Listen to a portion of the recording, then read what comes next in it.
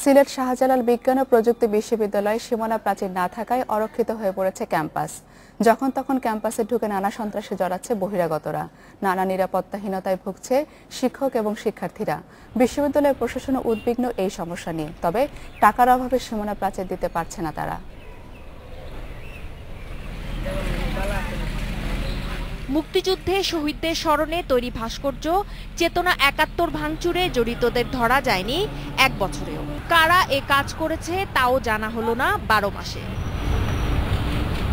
পরিবহন ছাউনি, শাহপরান হল ও শহীদ মিনার এলাকা সহ কয়েকটি খোলা পথ দিয়ে সন্ত্রাসী ও বহিরাগতরা প্রায় ঢুকে পড়ে ক্যাম্পাসে।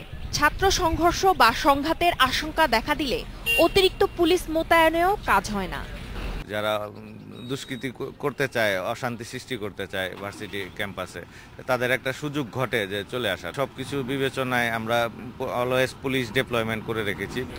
সবশেষ বুধবার রাতে ছাত্রলীগ নেতার ওপর হামলার পর ঈদ ও পূজার ছুটি এগিয়ে এনেছে বিশ্ববিদ্যালয়।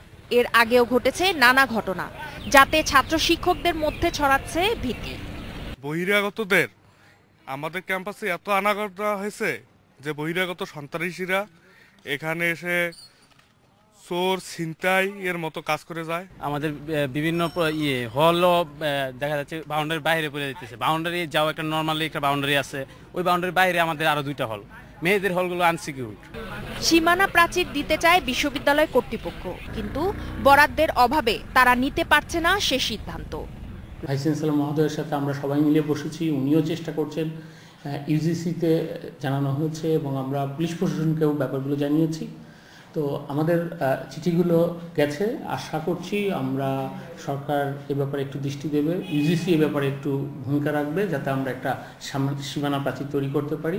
সুলতানা খান, ইন্ডিপেন্ডেন্ট নিউজ।